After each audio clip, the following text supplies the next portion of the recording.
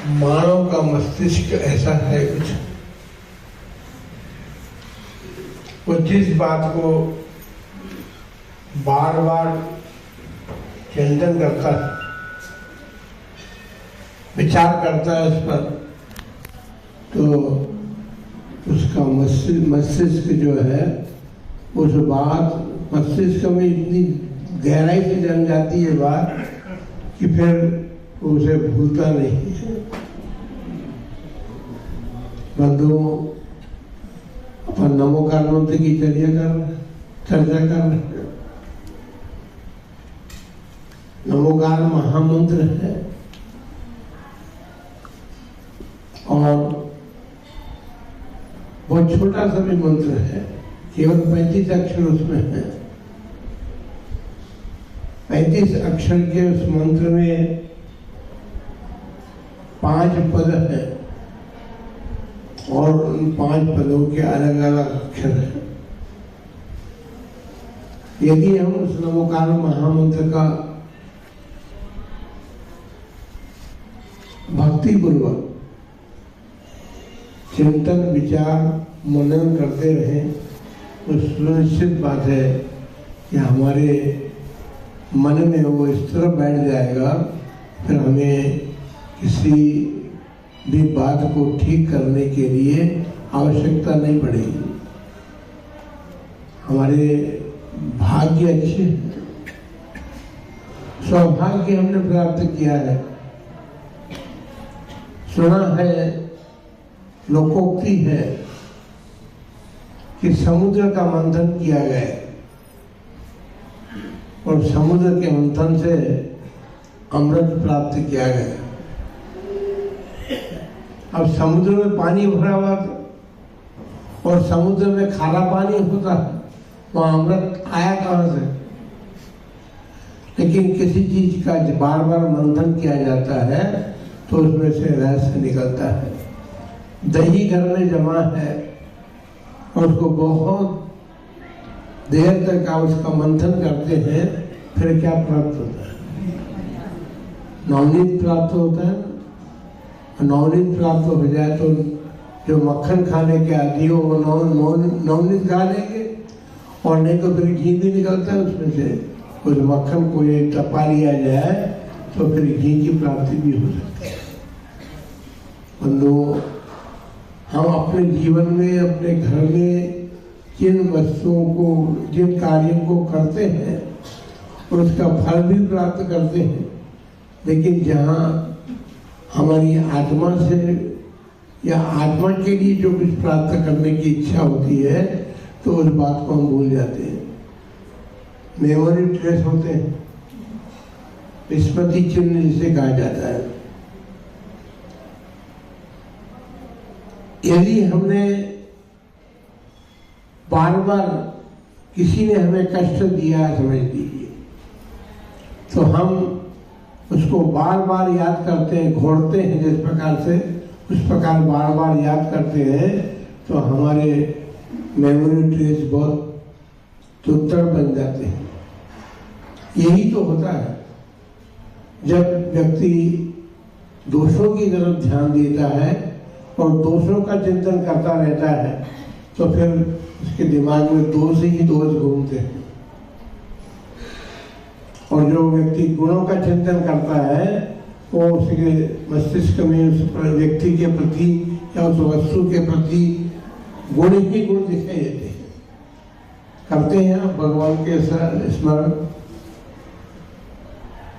इस प्रकार से स्मरण करें कि हमारे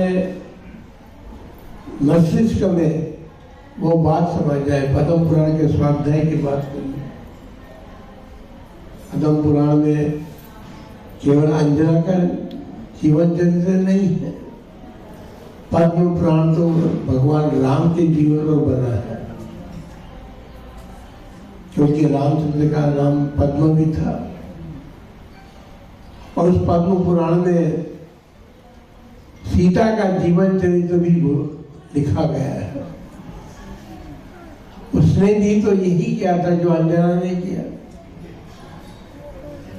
अंजना 22 वर्ष तक कष्ट के वातावरण में रही, लेकिन फिर भी उसने अपनी मेमोरी को कभी पवनदेव के विरोध में नहीं बनाया। रामचंद्र जी ने जब सीता को वनवास दे दिया, तब भी राम के प्रति उसके मन में कोई द्वेष भावना नहीं आई। हम द्वेष भाव अपने भीतर बना सकते हैं और द्वेष भाव अपने से दूर भी रख सकते हैं।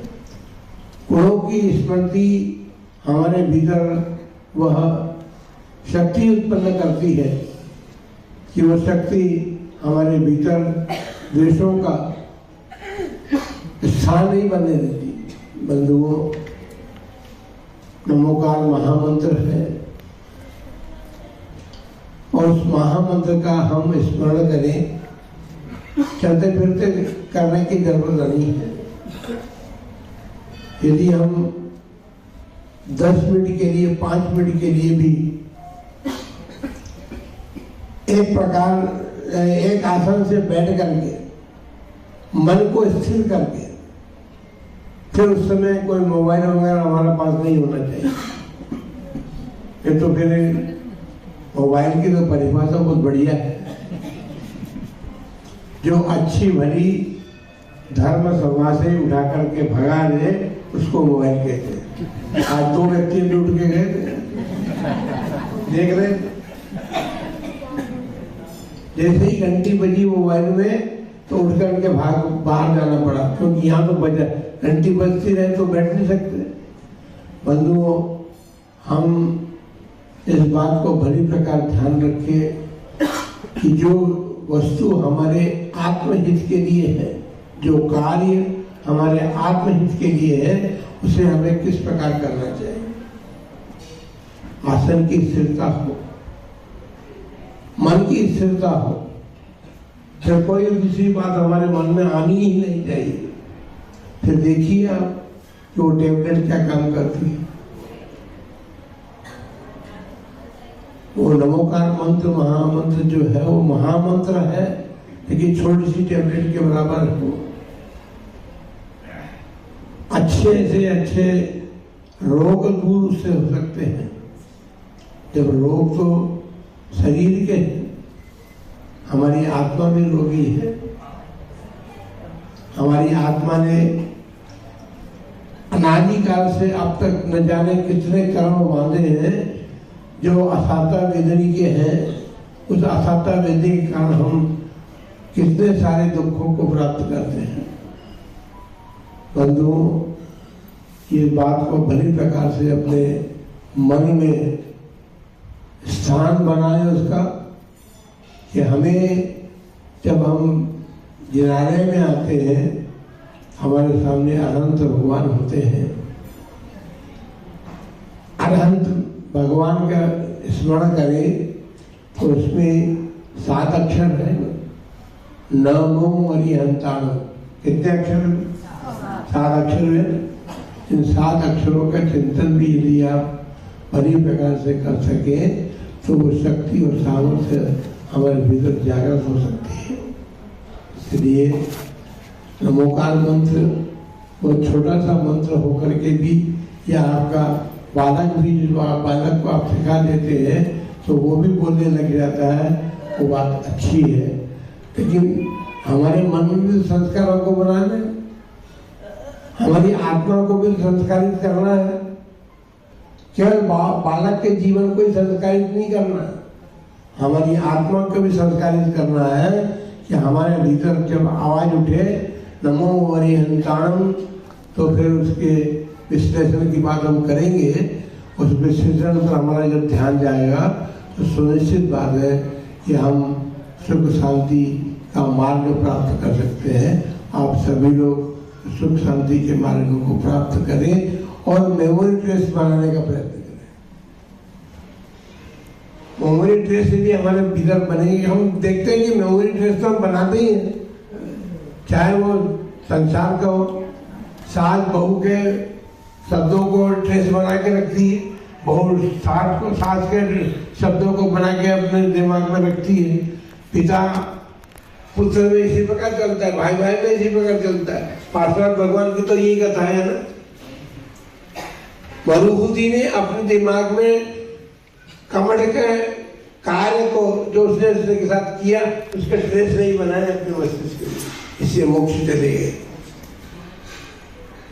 बंधुओं, हमें तो सुख शांति का स्थान प्राप्त करना है जहाँ सुख और शांति प्राप्त होती है, और वो स्थान है मोक्ष।